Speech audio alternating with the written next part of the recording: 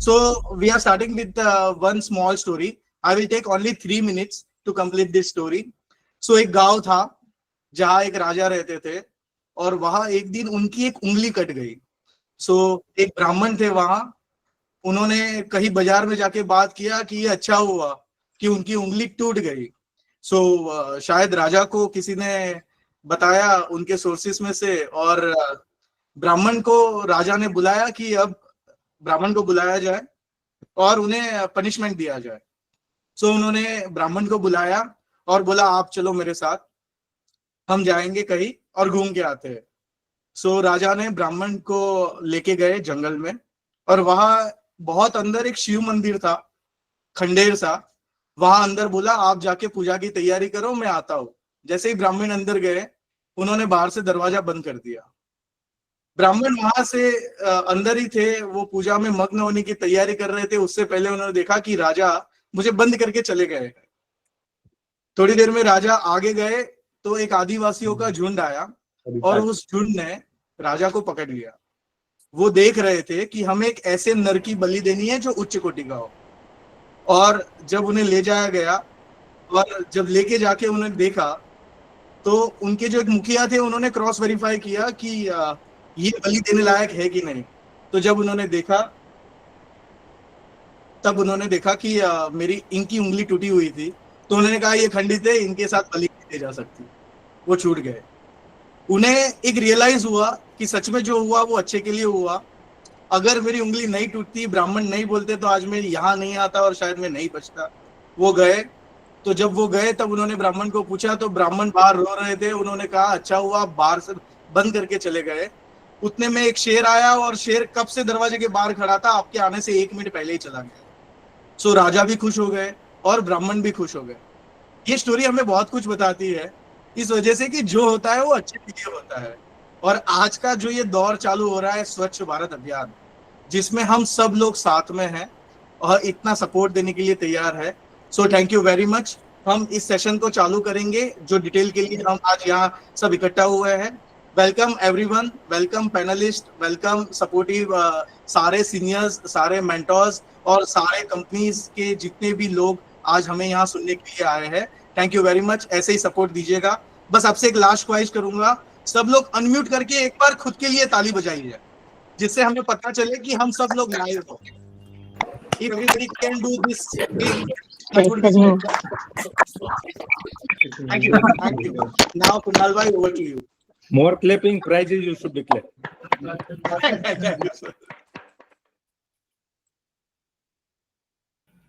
Thank you so much, Anand bhai. So I'll take the session from here without getting into any other discussions. I'll be starting this session. Good afternoon, everyone. My name is Kunal Guda. I am the founder and director for Anand Tatwa. And today's session that we are going to have is a very critical one. It's going to focus on the various critical aspects of the policy making. The policy is the first part of it, where we need to understand across and we need to give them an understanding to the industry stakeholders. And after that only we can think of implementation and execution part of it. So considering this fact and getting into the details of this policy making, first of all, I would like to welcome all the dignitaries and the panelists who are associated with us for this session. We have tried to make this session more interactive one from the policy aspects, wherein we have called Shri Ashwin Mistry ji, who is the head of plastic unit for the Gujarat Pollution Control Board, to share his views on this policy drafts. We have Hiten Bheda sir, the chairman of the Environmental Committee from All India Plastic Manufacturers Association, with us. We have Bharat Mehta sir, the vice president of pet marketing from Reliance Industry. We have Vaibhav Sarawgi sir, from the managing director of Camco Group, who will be sharing the views from the producer's perspective. We have Dr. Vijay Habu sir, who is going to speak on the policy part of it and its implication part of it. And then we have Ms. Shweta, who is there with us, who is from Pledis Global, ex L'Oreal, and from currently under this brand, which is also known as MacWedges. So, with the session, we will start without wasting much time on it. I'll be putting across the screen with the presentation of today's session so that we can get into the detailed part of it.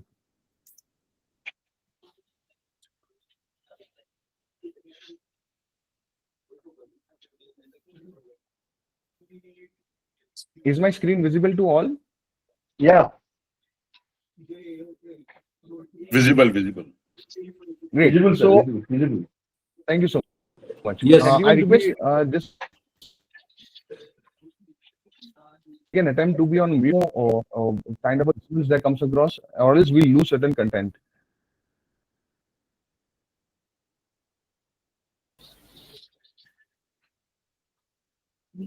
All right. So today's policy that we are speaking about is the draft amendment of by the CPCB that has been given across, or for the plastic waste management norms, which is there, and we are going to have a detailed analysis on what is this policy all about, draft amendments, and it was issued first of all on the 4th of June 2025 with the open comment criteria for 60 days for the industry stakeholders to share their views. This is basically purely the analysis that has been done by the experts of the Anant Tattva, and we're trying to present this case from our perspective and for the reference and educational purposes.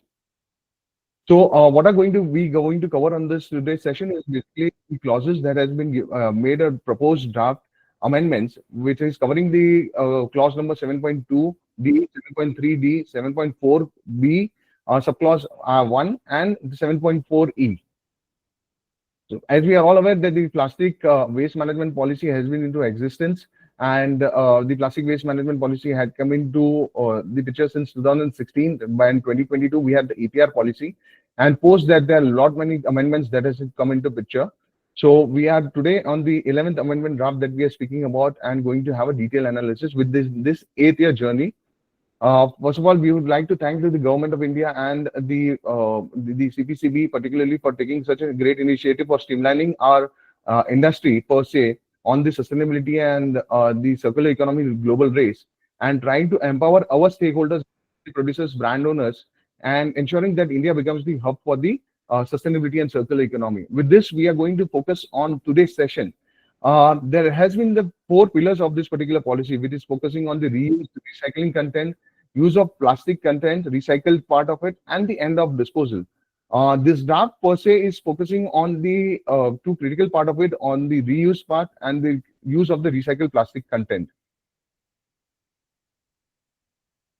So, beginning with this, we are having the start of this particular draft amendments, understanding from the brand owner's perspective. Now, what is the first change that has been coming into this policy? It focuses on the obligation for the reuse part of it, wherein it was being spoken about on the 7.4 clause sub B, and number 1, the subclause, where it states about the brand owner using the category 1 rigid plastics for their products shall have minimum obligation to reuse such packaging material as below, provided that reuse of the category 1 rigid plastic packaging in food contact application shall be subject to the regulations of FSSAI. What is the new draft saying across? Continuing from that FSSAI perspective, in case where it is not possible to meet the obligation in respect of reuse of rigid plastic packaging on account of statutory and technical requirements, the exemption will be granted by the CPCB on case-to-case basis. So it says over here the brand owners has to put up the case in case they are not able to reuse this particular content of the plastic packaging, and exemption will be considered by the CPCB on a case-to-case basis. Now, what are these exemptions and how is it going to work? It says about the statutory requirement would be technical requirements on which basis the cases could be brought up to the CPCB from a brand owner. Now, what does this statutory requirement mean? Statutory requirement is the case wherein there are certain law in force which are saying that the use is not possible part of it, and such law reference has to be put up with the to the CPCB for seeking an exemption in this part of it. When it comes to the technical requirements, what does it mean? The technical requirement speaks about the use of the use of this particular material is unfit as to be used for the packaging of a commodity and for its intended use. Now, this is very critical to understand that in the statutory, it's speaking about the statutory requirement part of on the law enforcement of it, and the second in the technical is speaking on the technical part of it. So it is not a blanket approval for the exemption that has been given across. It is basically based on the statutory and technical reasons it has to be fulfilled across. Second important critical part over here is that the recycled content and the reuse target relaxation is assumed to be given more on the focus of the primary packaging. So in case of there is a hard press given by this particular amendments on the direct contacts of the food material. Now, I request to someone on be on mute. Yeah. So in case of where there is not possible to meet the obligation in respect of the recycled content, the statutory requirement will be granted or the technical requirement will be granted. This is a detailed understanding that we spoke about. Now, what is the calculation of the reuse? Now, this changes particular per se has been given only for the subclause 1, wherein the reuse target says that the quantity of the rigid packaging reused by brand owners is calculated as sales minus the virgin plastics packaging manufactured, imported, or purchased in that particular year. What is the critical point for over here to focus upon? The quantity basically of the rigid plastic reused by the brand owner shall be calculated by reducing the virgin plastic packaging manufactured, imported, or purchased in that year from the total sales of the brand owner. Second part of it, provided that the brand owner may be allowed. Now, this is a relaxation that they have given across in this draft amendment, where it's saying that you are allowed to carry forward any shortfall of this minimum reuse of category 1 of the rigid plastic packaging. Now, again, over here, emphasizing on category 1 of the rigid plastic as per the amendment that has been proposed. For the year of 25-26, for a period of 3 years, starting from 2026 to 27, and over and above the target of that particular year. So it means that this year target which is there, if you are not able to fulfill, can be carried forward for the next 3 years, starting from 26-27 onwards, but there is no relaxation or exemption completely in this regard. So your next year target plus this year carry forward target has to be complete and complied with. We'll give a short example of this. If you have a company which is ABC Water Bottles Private Limited, is selling a drinking water in rigid plastic packaging of 4.9 liters water equal to more than the this falls under the category 1 as annexed in the table point which has been referred in the draft amendment for the point B of the plastic packaging of the subparagraph for 7.4 for brand owners.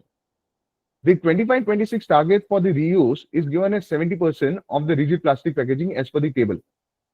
So in 25-26, if ABC Water Bottle Limited only manages to reuse 60% instead of the 70% of target, then there is a shortfall of 10%. Now this 10% which is there, it has to be covered across the shortfall in next 3 years, starting from 26 to 29 onwards, on top of the targets of those particular year. Now this shortfall of 10% can be moved in the next 3 years if it couldn't meet the statutory or technical reasons. And again, this case has to be put up across with the CPCB for seeking a relaxation.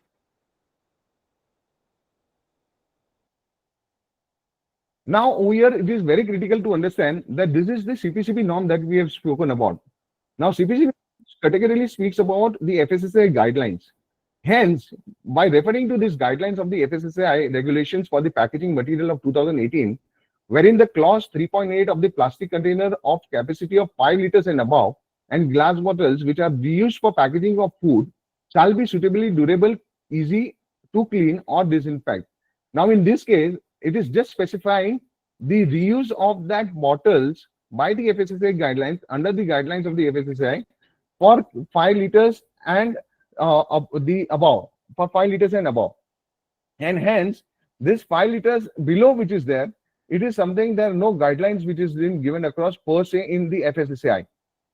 So, in this case, we have to put up the representation again for the cases which are less than the 5 liters and below. This is where we have to think from a perspective where this case is present to the CPCB, and the CPCB ensures that this fulfillment of this particular target has to be done across as after the statutory guidelines. Exemption to be presented to the CPCB. Now, the obligation of reuse for the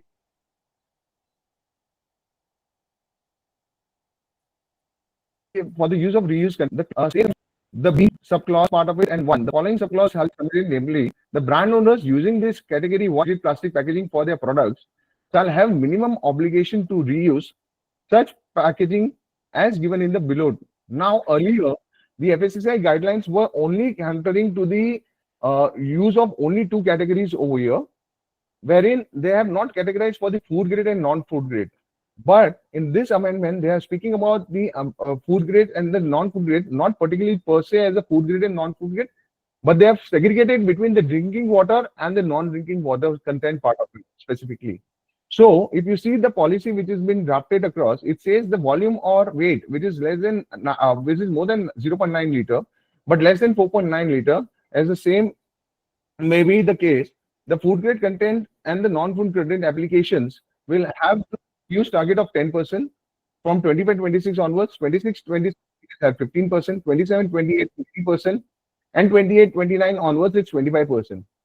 However, in the critical part of it, the new amendment is speaking about the bottles which are 4.9 liters and above for the packaging of drinking water. Now, this is particularly we are speaking about the food grade part of it, wherein the target is given for 25-26 at 70%, 26-27 is given at 75%, 27-28 is 80%, and 28-29 onwards at 85%. Now, this is going to be critical when we refer to the FSSAI guidelines. Going forward, they've added more content, further bifurcation for the bottles which are other than the drinking waters. In this, they have segregated particularly for the non-food grade material, wherein earlier the burden was blanket. Now it has been segregated for between the drinking water and the non-food drinking water. So the 25-26 target is a 10% over there. 26-27 onwards is 10%. 27-28 onwards, it's 15%, and 28-29 onwards, it's 15% for all. Change number 2, the obligation for the reuse of the recycled plastic content. Again, the recycled plastic content, which has been mentioned across in this amendment, is speaking about the clean use of the post-consumer recycled content only. The major changes that has been brought across under this particular segment for the brand owner, earlier it was mentioned the mandatory use of plastic content in plastic packaging as the percentage of manufactured plastic for the year. Now this has been changed across and aligned with the producer aspect of it, where it said the percentage of plastic manufactured for the year. So per se, this is completely of the plastic manufactured for the year that they have to consider. In the same guidelines, as we saw in the recycled content, again in the reuse content, again the recycled content exemption would be completely on the case-to-case basis by CPCB with statutory compliance and the technical compliance fulfillment requirement that we have to present the case. Now over here, the bottles which are there above the 4.9 liter and the FSSAI guidelines is speaking about 5 liter. If your target is 70%, it means if you have reused that 70%, your category 1 recycled content target is 30%, and which means that if you are reusing the 70% of the content and you are using 30% of the recycled content, then there is a provision that has to be clarified that you get the 100% exempt, the set off for the entire use of the circular economy solutions as proposed by CPCB to get a relaxation from the EPR compliance and the EPR fulfillment of the credit targets. So we have seen the technical and the specific. Now the change number 3, it is speaking about categorically on the carry forward for the shortfall. The use of the recycled plastic content in the plastic packaging used in food content applications, the brand owner may be allowed. It is again now from will be, it has come across in carry forward as may be because of the same clause of the statutory and technical compliance to carry forward any shortfall in the fulfillment of the mandatory use of the recycled plastic in plastic packaging for the year 25-26 for a period of 3 years, and has to be mandated. Let us understand from an example perspective, and let us get into the detailed part of it, whether this would be feasible and how it would be possible. So if we take a case of the in-food contact applications, will it be easy task to get an exemption or will it be difficult? So if I take about the examples of category over here, the RPET as an example to understand the consequences. The evolution of the RPET came across from 2018 of the FSSAI guidelines, and today we are in the 2025. If you see, there is a smooth transition of the guidelines on the circular economy as it's taken place, aligning of the plastic waste management policy with the FSSAI guidelines. Now, this is very wonderfully done by the government to align with all the policies and give a proper solution and direction to the government, to this industry stakeholder. Wherein the FSSAI guidelines of the 23rd March or 23rd May of 2025, it has introduced the food contact materials recycled product standards. Now, this standards category speaks about the use of the contents on the guidelines for the acceptance of the recycled PET as food contact material. And that is been mentioned under the clause E of sub-regulation 4 of the regulation 4 of the FSSAI guidelines for the packaging material. Now, what is this FSSAI guidelines also speaking about? The definitions of this packaging material and its entire listing of the annexes, like what products is to be packed in what material, is been mentioned in Schedule 4, where they have categorized on the application wise for the food grade material, starting from milk and milk products, fats and oils and fat emulsions, fruit and vegetable products, sweets and confectionery, cereals and cereal products. Further, it goes across into the meat and the meat products for poultry products, fish and fish products for seafoods, sweetening agents including honey, salt, spices, condiment and related products, and beverages other than dairy and fruit and vegetable base. Again, the regulation speaks about 4 speaks about the FSSAI guidelines, and it leads the standards for this in the Schedule 3, wherein they are given a different range of polymers and the ISO standards for the packaging material for that has to be used across and followed for packaging of food content material. Now, the clause E of the sub-regulation 4 of the regulation 4 states about the product made up of recycled plastics, including the carry bag, shall not be used for packaging, storing, carrying, or dispensing articles of food, and has been substituted as below, wherein the products made of recycled plastic, including carry bags, may be used for packaging, storing, carrying, or disposing of food products, as and when standards and guidelines are framed by the food authority. Such packaging material shall also comply with any other national standards regulations as applicable. As per these FSSAI guidelines 2022 provision, the use of recycled content is permitted only after the food authority has established the necessary standard and guidelines. Now, this law reference is again seen across as a statutory guidelines being given for the use of the food grade recycled contents, wherein Rule 2, Clause 2.3 of the subclause 2 and 4 speaks about the post-consumer food grade rPET, virgin and the FCM rPET food packaging material collected from household or commercial, industrial and institutional facilities. And the recycled PET part of it, where they speak about the post-consumer food grade resins that has been undergone and validated a decontamination process as per the specification by the regulatory aspects of and the authorities to achieve the purity. Now, this is very interesting part of it, that these guidelines are currently only for the food grade rPET part of it, whereas the category 1 has a different range of applications coming in for the pharma part of it, from the chemical part of it, from the agrochemical part of it, and the standard guidelines has to be specified and put up for exemption according to the industry segment. If there is any guideline that is more that there cannot be a kind of the usage of the recycled content or for the reuse, then this has to be put up with the authority. Would this be easy or difficult? What we see as Anand Tattva, this is a very easy task to be done across if the representations and the recommendations to the CPCB is made in a very proper format, referring to these documents and the guidelines, and there are no other reasons where this exemption cannot be given or relaxation cannot be given.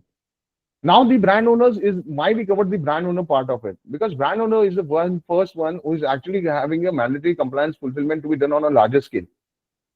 The producers which are there are one of the followers of this particular guidelines, but they are the most stronger arm to be done across.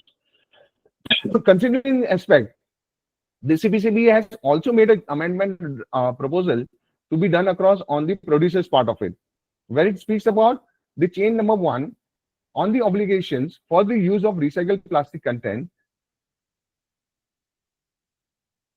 In the paragraph, it is again speaking about the targets for the clause for the recycled content, wherein in brand owner we saw is given across as will be granted. However, in the producer segment, they have made it conditional that they may be granted. on a case-to-case basis. This is very critical and a very minor change, but if we see from as a common man perspective, that it is will be and maybe it doesn't make a difference, but as a regulation part of it, it makes a good amount of difference, wherein the brand owner can seek for an exemption in an easy way, but producers has to represent the case in a stronger way and supported by the guidelines that why this is there. In addition, since these guidelines are associated with the brand owner's exemptions also, so a producer if seeking an exemption has to also align the brand owner's representation so that this can be jointly represented to the CPCB. Change number 2, again, it speaks about the shortfall part of it. Again, over here, the CPCB has categorically stated across as in the brand owners that the producer may be allowed. It is not a blanket, but may be allowed to carry forward. And that is on the fulfillment of the statutory and the technical compliance requirement. Now, this is a very critical wordings that has been put across by the CPCB in this particular draft guidelines. And hence this emphasis on 2 wordings as a maybe and a will be is very challenging for understanding and the implementation and the representation part of it. Hence, the Anand Tattva has an expertise where we have been doing a lot of representations because policy, advocacy, and compliance and risk management and audit is our core expertise, and why we have been preferred by more than 2,000 brand owners and the producers to represent their case on the EPR compliance fulfillment. And when we have a widespread network of 20,000 clienteles who have been we have been assisting across right from the government stakeholders to the private bodies. Now, when it comes to the third change and the critical part of it on the importers, this is very interesting change that the CPCB has done across and proposed as compared to what we have seen across in the brand owners and producers part of it. The change number 1 over here, since the import of this particular material domestic base, this materials has come across from the import part of it. Hence, the obligation of this is stating across as percentage of the import plastics for the for this year. Again, exemption is maybe as compared to the same similar to the producers, but not compared as will be granted on the statutory and technical requirements. In this, there is a very good amendment clause. Any recycled plastic used in imported material shall not be counted towards fulfillment of obligation. The importer will have to fulfill its obligation of use of recycled content in quantity terms through the purchase of certificate of equivalent quantity from such producers, importers, and brand owners who have used the recycled content in excess of their obligation. CPCB will develop the mechanism for exchange on the centralized portal. Now, this is very critical, a part of it for the importer, not only for the importer, but the producers, importers, and brand owners, where it gives a boost for using the recycled content on more quantity terms part of it, wherein you will be given an opportunity to generate the UREP certificates after fulfilling your basic requirements and the obligations. And that certificates which are there, which we are currently seeing that have been sold across by the PWM on the digital platform, will be given an opportunity by the producers, importers, and brand owners to generate. And the importers of this particular material have to fulfill this by purchasing it from the producers, importers, and brand owners. This is a very big opportunity given across by the CPCB in this regard. Now, who generates the UREP credit? Let us see that. The producer, importer, and brand owner who have recycled content in excess of their obligations. The second part of it is again speaking about the carry forward part target, that we are again saying that is not a blanket one, but it has to be done on the case-to-case representations as well. What is the impact analysis of this new plastic regulations? The impact analysis is very something that we have to understand, and we have tried to put that across on a common man language. If you see on the operations, investments in the reuse, infrastructure, and logistics would be boosted, is an attempt made by CPCB to boost. The UREP credit availability due to the carry forward mechanism for this particular year would be less. However, in the next 2 years and going forward, the UREP credit availability would be higher because the companies and the recyclers who are there in India who are putting so much of hard efforts with the producers to align to meet the brand owners requirement, the credit UREP would be on the higher side availability. The compliance and monitoring part of it would be higher, very high compliance requirement, as you have seen in the last 1 month. There's been a lot many changes on the CPCB portal that has come up across. Our next session is going to be specifically focusing across in the next 15 days. It is going to speak on the GST implications and the financial implications of the invoicing and documentation that the government has done on the CPCB portal. And many of them are facing challenges in these regards. Our queries are there, which we have already made an impact analysis. We are going to present across. So on the compliance and monitoring, we see the compliance requirement would be higher. Monitoring by the CPCB portal is actually taken on a next scale, introducing the integration with the GST portal and the CPCB and the import exports, the customs as well. So there is a complete blockchain technology which has been laid out, and real-time analysis of this particular data that you are feeding across has been done across. And the traceability and the recycler audit requirement, now this critical. When you put across your recent or the reuse contents data on the portal, it will be having a real-time analysis, and based on this, your targets will be driven for all the three segments of the EPR credit, for the reuse targets and the recycled contents also.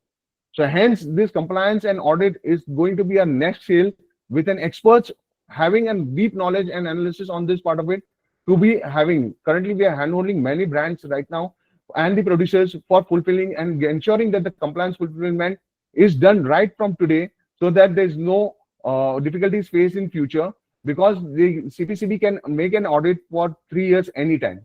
The scope of exemption is low, because considering the statutory and the technical requirements has to be put across in a right way. Enhanced packaging compliance, the reuse of the rigid packaging is going to be higher. Recycled content requirement would be higher, because of course the simple clauses that you are getting a relaxation in fulfilling the other compliances of the EPR credit part of it. The demand for the sustainable, really thank to the recyclers and the producers who are over here, that you are supporting the entire brand owners ecosystem to ensure that their compliance fulfillment is done, and you give more and more sustainable product packaging alternatives.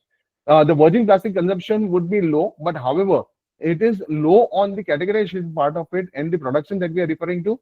But if we scale up our activity on offering the sustainable solutions, our Indian requirement across a growth of 10% minimum if offer solutions by aligning with this policy to the global players. We have been blessed to be also sharing across with our audience that we have been appointed by the Customs, by the Bureau of Indian Standards, FICCI, and Ministry of MSME, World Trade Center, and many other trade associations for doing and handholding for the government officers in understanding this and decoding this particular policy and how it would impact, and also assisting the stakeholders on the other side as well. We have been also been invited by many associations, trade bodies, and the events for putting up the representations and making a simplified explanation of this policy and handholding their members. Anand Tattva has been recognized by the various trade associations and bodies, as you have seen across, and I'm thankful. I and Anand are thankful to all the associations and the government bodies for having trusting upon us. We have a network of more than 20,000 entities, which is we have been serving across through our WhatsApp channel and the LinkedIn page, where we are just spreading an awareness in 7 languages, so that first we understand the policy, make a mass awareness about it, and then we adapt what changes has been and the requirement that CPCB has put across, and together we can ensure that India per se becomes the global hub. Because we may fight internally, but let us understand today that external world is looking India to make a global hub for the sustainability and for manufacturing.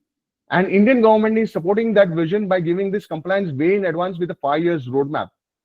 If we have to scale up our GDP, if we have to really scale up our growth chart, then the entire trust of the Honorable Prime Minister Mr. Modi is within the industry stakeholders who are attending over here. And companies like Anand Tattva are there to handhold, and the trade association bodies and the State Pollution Control Board are definitely handholding to ensure that the vision of the Honorable Prime Minister is achieved across. With this, I end the presentation over here. And now I would be inviting across our dignitaries today to share their perspective on the this particular amendment, so that the industry can have a viewpoint of it. So with this, I invite Ashwin Mistry sir to please share his views on the policy of the government of India on the draft part of it. Ashwin sir, may I request you to present your case, your views on this?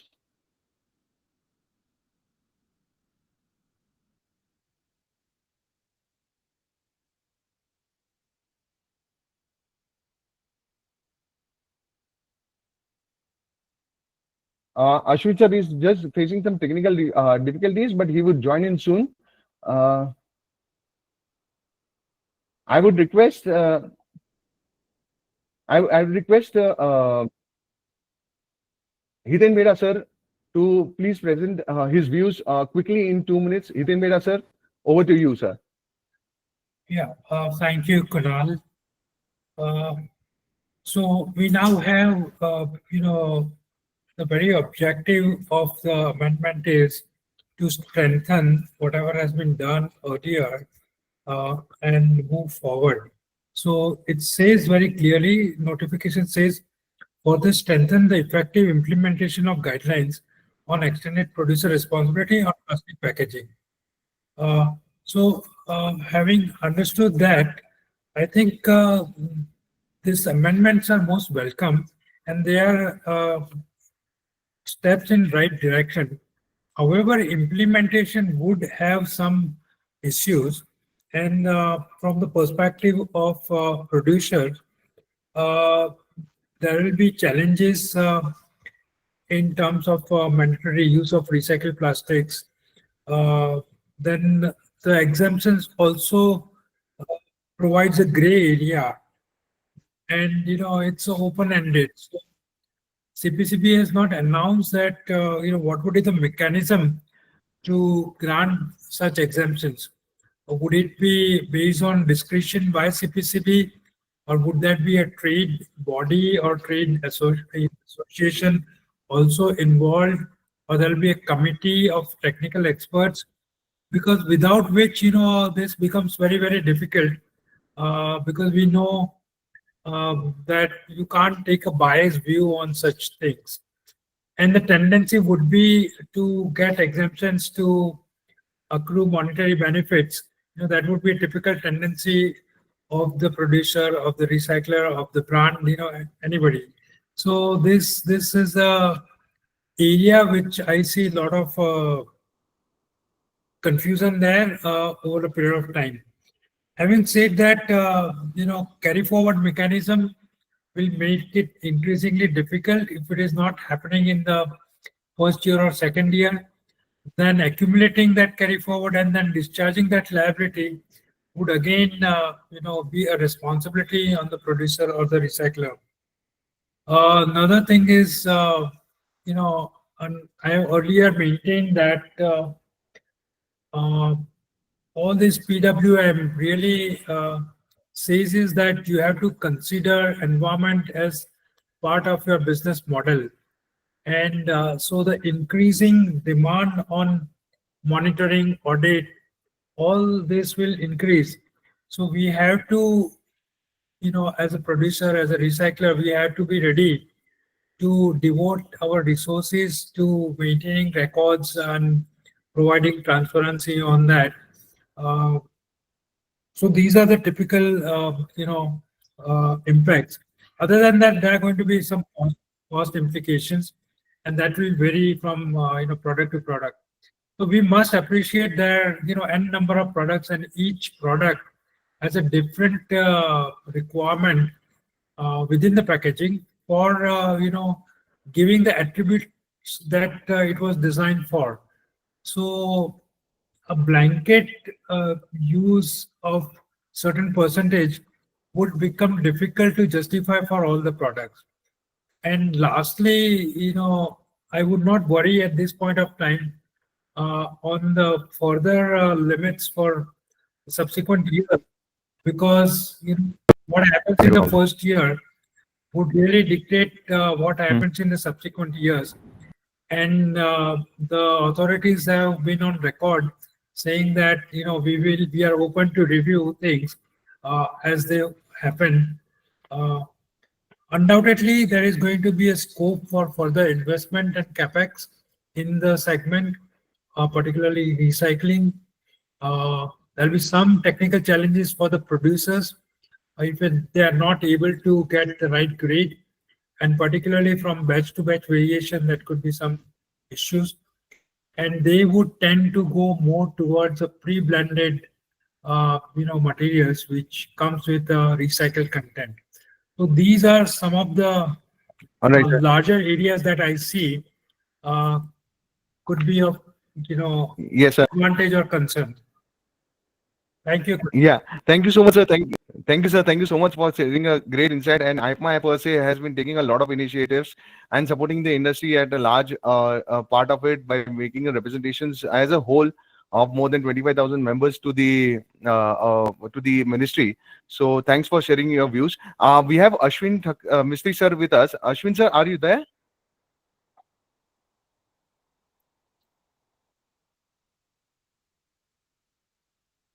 Ashwin sir?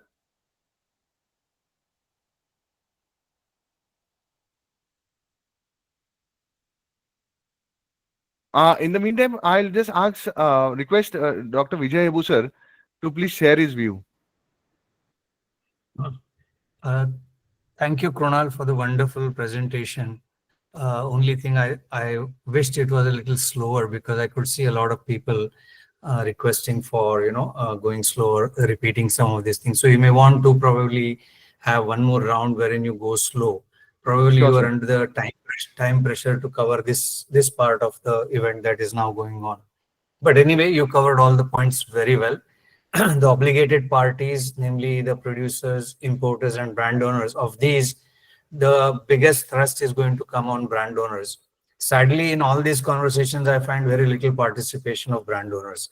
And whether it is these webinars or exhibitions or everything, I find they're very reluctant to come in. So it is very difficult to see or note what problems they have.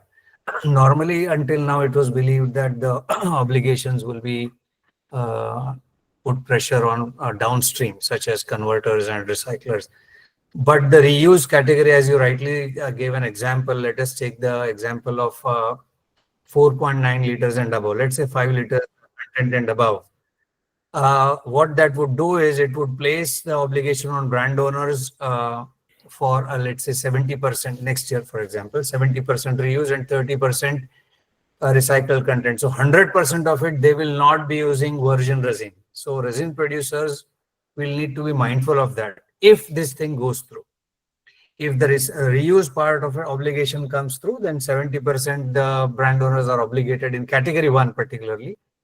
They will be using 70% reuse, which means material that was already in circulation, and 30% will be recycled content, which means 100% of the fraction that their sales go for water bottles above 5 liters will not be using virgin resin. So this needs to be taken note of by manufacturers.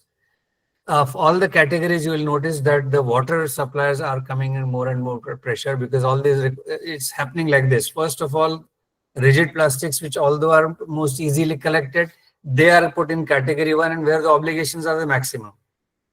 So in a way, the government is trying to think that whatever can be is easily and known to be easily collected, let us try to achieve 100%. But that gives rise to an obvious unfairness that, the flexible industry will find it probably wanting to fulfill or be ready for the requirements for this year and the next year onwards. So while, they might tend to go into a sense of complacency, we need to guard in those things.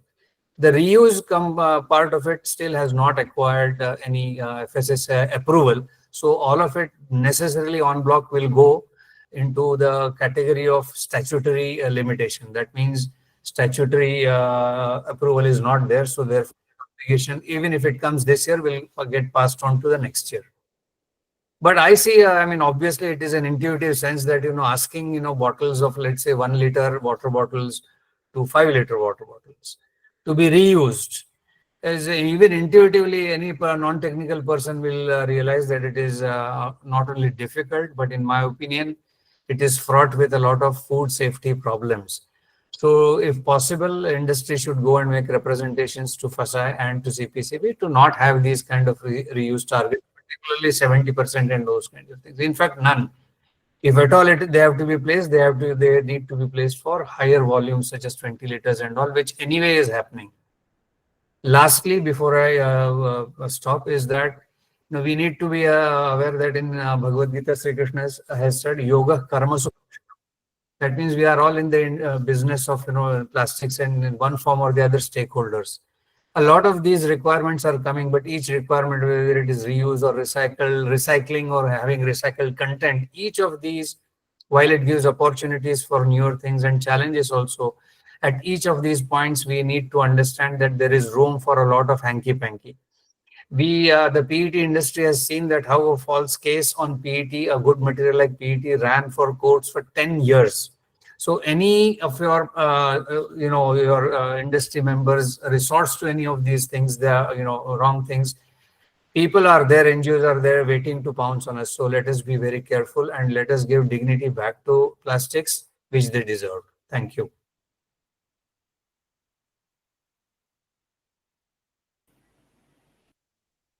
Great insight, sir. It's been a great insight. Always,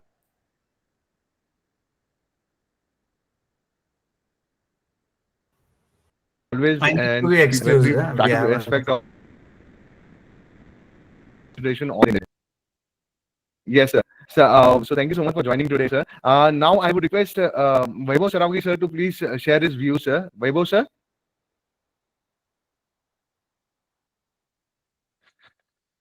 Hi. Am I audible to everyone? Yes, sir. Yes, sir. Yes, sir. You're audible, sir. Very much. All right. So firstly, let me thank Anand Bhai, Krunal Bhai, Hiten Bhai, and of course, Dr. Habu Saab for all of their wonderful insights. This platform, it's fantastic. It's always great to meet all of our industry friends, stakeholders over here. I think today's discussion was regard to the changes, the amendments on recycled content and reuse, and the target obligations for the producers, importers, brand owners that the ministry and the pollution board is planning to adopt, with the plastic waste management. So what we feel as, what I feel personally is that while the presentation of Kunal Bhai has covered most of the technical details, and he's done that in a very, I would say very consolidated and very nice manner, I would like to just say a few things on behalf of our organization, Chemco Group. Today, Chemco is one of the largest converters of PET preforms in India, and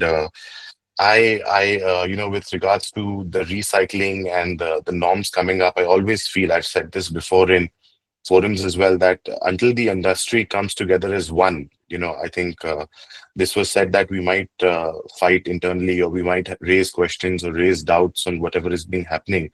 But until and unless we come together as one and we address this, because we have the platform, we have the opportunity to set the global benchmark. Our prime minister, our leaders of our country, they want India to be put on the map with recycling, and we have the platform to do that. So it's a great opportunity for us. The government has put forward a great policy, I feel, and this would make us the hub for a circular economy, for sustainability. And it would not be on the Atmanirbhar part, but also we can become the global hub for supply of sustainable products. We are seeing that as brand owners, we are seeing a lot of requirements, interactions on sustainability. And the way India can do it, the way our companies can do it, I think we would be able to set this benchmark forward. We've been working with brand owners. We've been engaging with brand owners. We've been engaging with fantastic companies like Anand Tatwa, with Krunalji and Anandji.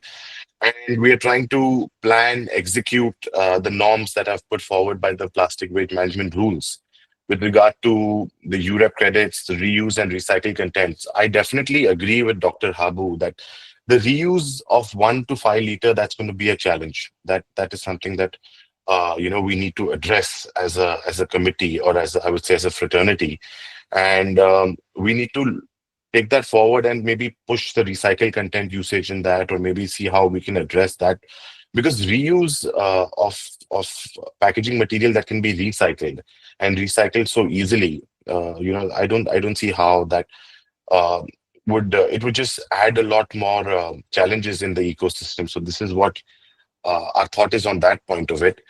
I feel that from the producer's perspective in regard to recycling content, the draft says that we have to have provision for carry conditional exemption via statutory or technical requirement, which needs to be applied by producers to CPCB And may, of course, may, as Kunal sir said, is the most important, may be considered to provide exemption after validation of the documents and representation made. So this is something that's interesting. We've got this opportunity. It's may, but then you have to you have to present that technical requirement, the statutory. You have to prevent the right documentation for it. So this is something that we find is not bad. It's good that if we can prove our point and we can get this done, we will get some more time to do this. In specific for food contact application, the exemption is with a provision for not blanket exemption, but a relief by allowing to fulfill these targets by carrying forward for the next 3 years.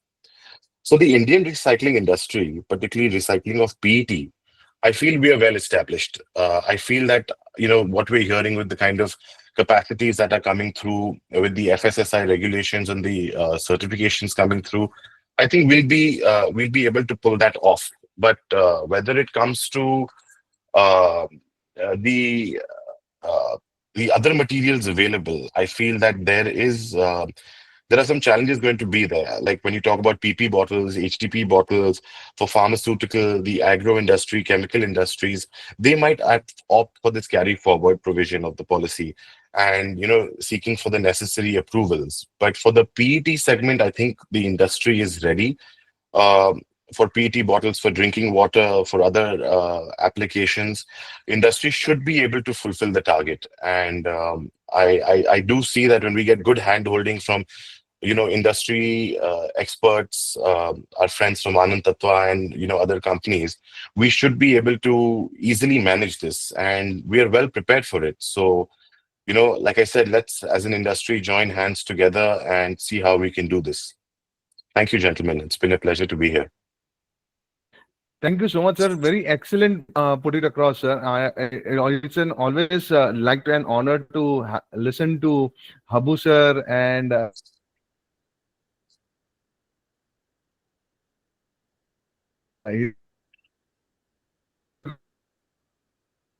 actually into the market and doing the practical aspect of the manufacturing speaks by heart. So that's where the people and they are basically the backbone of the industry segment, specifically for the brand owners. So it makes a lot of difference to gain that confidence that yes, I'm able to do it, and that gives a boost to the brand. Yes, we can do it. That's the major difference that we see when industry experts like you coming in. Now we have Thank you so much. another great insight industry speaker with us. We have our beloved speaker, Mr. Bharat Mehta, sir, who industry always look forward to listen. So, Bharat Mehta, sir, over to you to please share reviews, please. Yeah, good afternoon, namaskar, everyone. And first of all, compliments to Anand Bhai and Krunal for putting such a nice presentation. Very complex things are explained in the notification, and you put it in the slides in such a nice way that even a layman can understand. My compliments to that. And I think all the experts, Hitin Bhai, Vaibhav ji, Dr. Habu, they have already put across so much. Just to give background to everyone, why this draft amendment is there. In the month of January this year, there was a meeting called with the Joint Secretary of MOEF just to check how the industry is placed, because April 2025, there is a kickoff of minimum recycle content, minimum reuse content. And during the meeting, it came out that FSSAI approval is not there for the plants that are coming up. So that was a challenge. And the industry, I'm talking from the PET perspective, being a PET from the PET side, that PET, we sort of portrayed that there is the 30% is the minimum content, but technically the availability based on FSSAI approval and brand approval may fall close to 20% or so. And so the JSR asked the CPCB to verify and validate and check from the market. And I think from my if I see the draft notification, I can sense that CPCB has done that exercise and sensed that there is going to be a shortfall. And there is the reuse clause again, because the FSSAI itself does not allow. 0.9 to 4.9 liter, less than 5 liter under reuse, because there is a tendency there will be a lot of abuse and ethical issues with such stuff. So it is discouraged. But MOF, I think they have not deleted that because they believe that worldwide this reuse category does exist, and there is a possibility maybe in future it will be there. So they have given this even in the recycled content and even in the reuse content, they have given a period of spreading it over the next 3 years for the first year only. Next year onwards, they are not changing. Only the first year's relief is given that you can cover it in the next 3 years. But after this draft amendment, just to give you an insight, the recyclers, I'll tell you about 4,000 crores of investment has already been done in rPET, food contact rPET. And the recyclers have gone and met MOF and they have highlighted their problems. If we keep it blank this year, then maybe people will not, brand owners or producers will not use anything. So they have requested to set a minimum recycled content this year. It may not be 30. The balance can be split in next 3 years. So, so after, I think today or tomorrow is the last date for those submissions for the 60 days period. After that, I think MOF will deliberate, and there is a probability that they will come out with some minimum recycled content for this year. From that 30, the balance will get spread. I think this is something additional information I wanted to put. So again, it is well covered that there are 2 clauses, statutory or technical. If statutory pharmaceuticals, there is no requirement. By law itself, it is not permitted. And FS's approval is not there. And of course, there is a challenge for a food contact material producer. And so for technical, to give example of PET, there is a segment of hot fill, the fruit drink segment, where you need a very specific grade. And it has such a chemistry structure that from a rPET, you will not get that structure. So there is a possibility, we have a lot of companies using food drinks have approached us that they may not be able to use rPET for this specific. So there is a technical challenge there, unless the rPET producers come and are able to satisfy that. So this is what I wanted to add to all the discussion. I hope it adds value. Thank you very much, and wishing everyone all the best.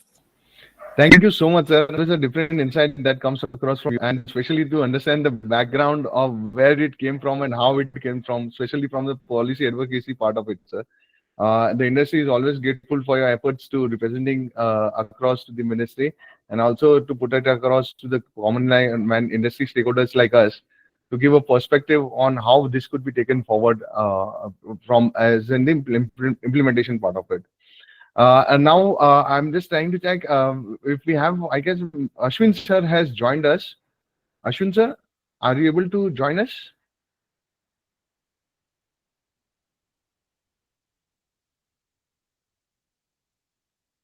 Okay.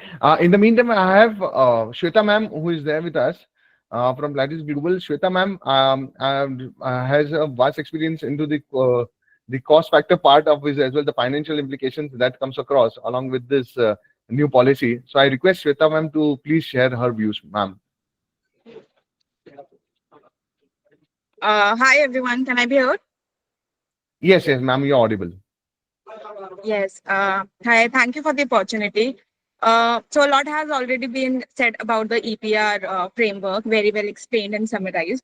The user obligation and the specifics of reuse and exemptions were also explained. So I'll just say it's time to move from understanding to execution. And from finance lens, one thing that I always say is that compliance is always less costly than the non-compliance. So in case of non-compliances, there are huge penalties, disruptions, and reputational risks. So it always outweigh upfront effort of doing it right. And the good news is that we are not alone. We are all together as industry. And enablers like Anand Tatwa are here to help us and support during this transition. So yes, reuse will be more challenging. And yes, the exemption is only for 3 years. But that's exactly why we need to act now and build capabilities. So let's not wait for the perfect clarity and start executing it. For food contact, rigid packaging reuse is governed by FSSAI. So there are no compromises on safety. There are no compromises on hygiene. So great framework around, and I'm sure Anantantva will help us navigate through it. And all the technical part has already been covered. So that's all from my end. That's a great side, ma'am. A boost to the industry per se when a brand is speaking so positive about it and working in hand to hand with the industry stakeholders. It makes a lot of difference, as I have said across to Vaibhav sir, as I mentioned that when a producer speaks, the brand owner gets boost. But when it's in realistic, it's the brand owner who speaks. It gives a double booster to all the producers who are present over here. So you have covered a very critical part of it, that the financial implications which is there. For the compliance, it is very lesser than actually facing it to the non-compliance part of it, because it doesn't come just on the monetary front of it, but also it comes across with the image part of it. Because the CPCB has been very vocal and ensuring across that the non-compliance which is there, it has been put across on the public platform. The notices are completely on the public platforms. So any kind of non-compliance which has been audited by the CPCB, it directly comes on the public platform. So that's where your part is very critical to understand, that the non-compliance is more costlier than the compliance aspect part of it. And yes, ma'am, I agree to it that when it comes to the hand-holding part of it on the reuse content and the recycle content, it lies completely with the recyclers and the producers on how it's going to support the brands. So thank you so much, ma'am, for giving a perspective from a brand point of view. We have along with us Mr. Mayur Shah, sir, who is also the president for IPMA. So, Mayur sir, quickly in 2 minutes, if we can have your views as well.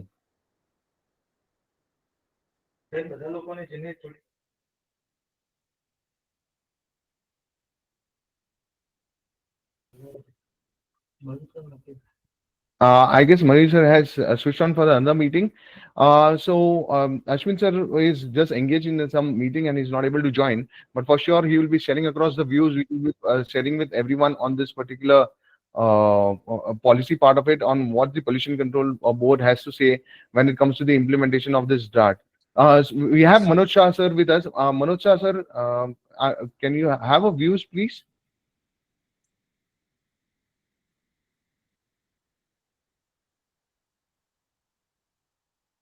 Manoj sir. Yes. Good afternoon. Good afternoon, Am I sir. audible?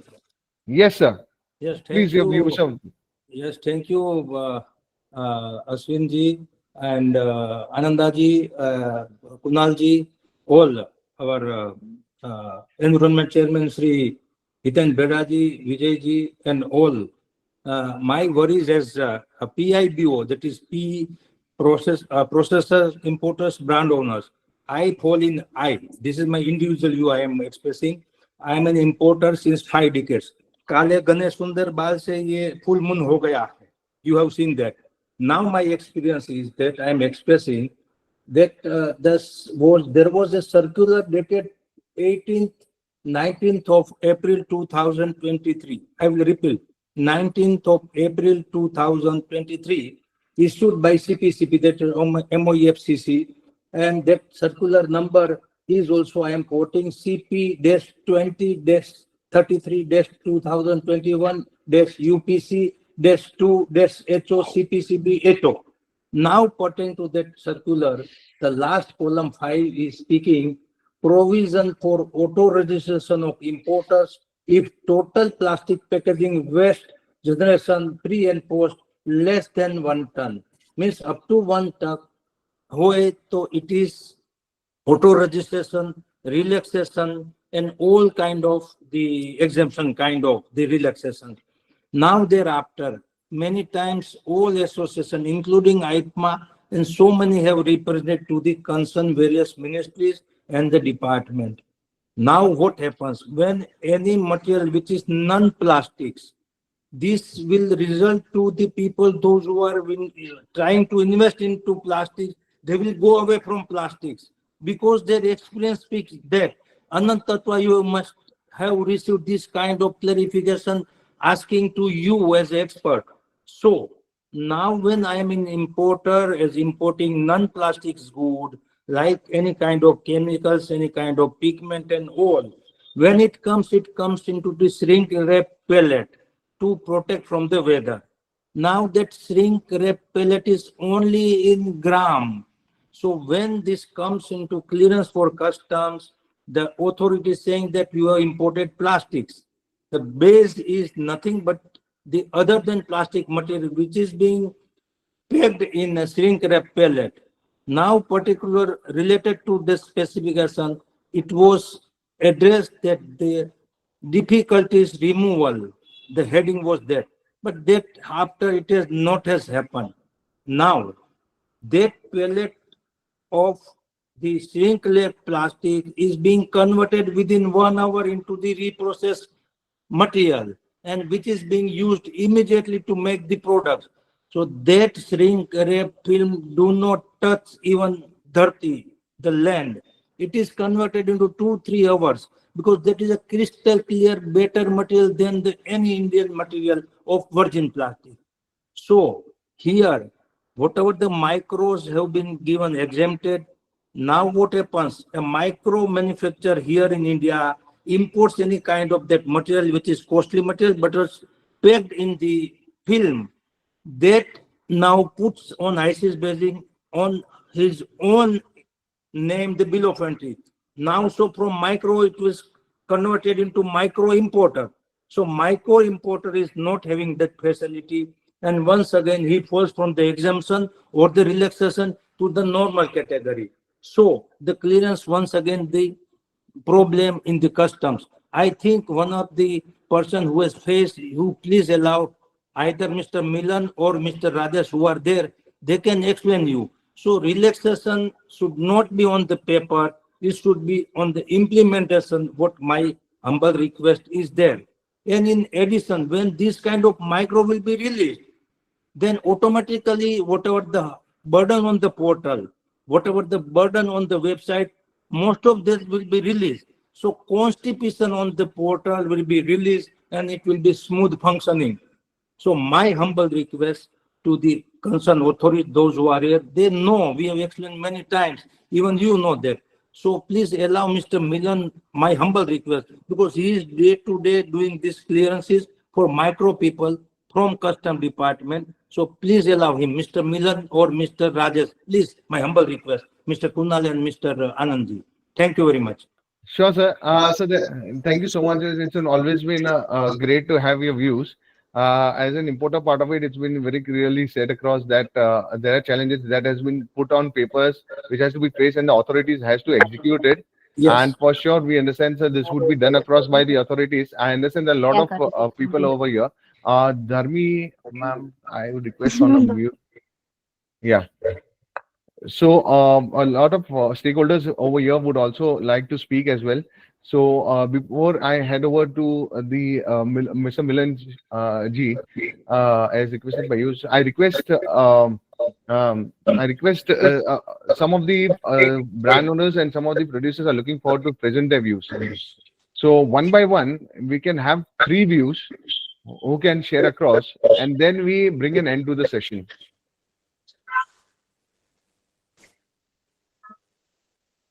So I request Shailendra Singh ji to speak, please. I request Shailendra Singh ji to speak, please. Thank you, Krunal, for giving me this opportunity. I don't represent brand owners, but I do represent recyclers. I'm the Director General of APR Bharat, which is an association of pet recyclers. Now, I just had a couple of limited points to make for the audience. I won't take more than a minute. The audience also needs to understand that there is a larger treaty being discussed, the Global Plastic Treaty, in which India is a signatory. And in the discussions in Ottawa, it was felt that if the reuse content part of it is improved or is brought into play, that has the most direct impact on waste generation. So this EPR is not just about addressing today's problem, it's also addressing the problem in the future. Of course, reuse means you have to build infrastructure and and so on that Vijayji, Dr. Habu elaborated on. So I agree, but studies have shown that it has the most direct impact on waste generation. Second point I wanted to make was around the statutory and technical exemption. Someone mentioned that there is no process defined. That is not correct. There is a precedent already. CPCB has a well-detailed process, and this came about in the case of the 50 microns provision for plastic films. If you all have not seen that provision, that process, you must see it because it's very detailed. It asks for a lot of information that CPCB and the approving authorities will look at. So that precedent, if you look at that form, and if that's the guideline, then I can tell you going for statutory or technical, statutory of course may be easier, but the technical exemption will be a tough task. If anyone's interested, I can share that format. The last thing I want to say is that right from the beginning, and I've been involved in these rules and regulations and meeting with ministry, etc., they've always maintained that, we are building the bike and we are trying to ride the bike at the same time. And that's evident from the fact that since 2016, several amendments have come and God knows dozens and thousands of directions and explanatory notes from CPCB. So that's an indication that the rule isn't perfect, but as they learn from the industry, they will modify. And so far, the attitude has been of modification. The portal doesn't work to the best of abilities.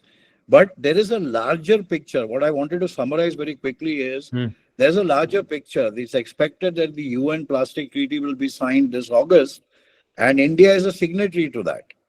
So many of the provisions, you see that they are not reducing targets. They are saying, okay, we'll give you some time, you can defer it, etc. Because many of these provisions also may end up in the Global Plastic Treaty. I agree with Hiten Bhai when he said that producers of plastics and everybody in the plastic value chain has got to be very careful about data and transparency and all of that, because this has become a fact of life. This is not something that's going to go away. So thank you very much. That was my limited submission. I'd be happy to answer. I'd be happy if anyone needed more clarification on what I said. Thank you. Sir, thank you so much. It's been a great view from the API Bharat. In fact, sorry I couldn't recognize by the name, but yes, we have met in the couple of forums, sir. It's a great insight to have always from your end. And we are honored to see a lot of representations made by APR Bharat on behalf of the recycling industry. And it has actually created a role model for the industry segment for the other polymer grades as well, where how they can represent and how systematically they can approach on the policy advocate. So it's a remarkable job that has been done across, sir. Yeah. Sorry, Krunal, just one small point I just remember. It's also critical. All these statutory requirements that, subject to FSSAI and BIS, see what is happening at a high level. The Ministry of Environment is now putting the onus on the Ministry of Health and Family Welfare. Absolutely, okay? Sir. So the more we say that FSSAI does not allow this, BIS does not allow this, pressure is being created on the Ministry of Health and Family Welfare to do something about it. Okay. Yes, sir. So that's the larger picture, right? I think one should be aware of that as well. Absolutely, sir. Sir, the policy itself has in fact, just to have this detailed understanding about this particular aspect, the entire ministry guidelines of the CPCB. See, if we talk about plastic, it has a presence of more than 10 ministry as in part of the committee fulfillment as well. Absolutely. So when this policy was framed across, all the aspect of it, right from DCPC to the Ministry of MSME to the food and drug as well as to the FSSAI were taken into consideration, and the urban development as well. We didn't realize per se during that time frame that why they have been empaneled, but now when we are coming into the execution of the 8th year, this has been critical to find across that yes, this particular part of their presence is going to be critical because all is going to be interrelated. And per se, sir, one thing has come out very well that the EPR plastic policy has actually been creating a history to create a role model for all the EPRs that is coming in future. So honestly, a big round of applause to all the plastic industry stakeholders that who have been working and supporting each other and also the government to implement this policy. It's a really hats off to this particular industry to create a role model and a history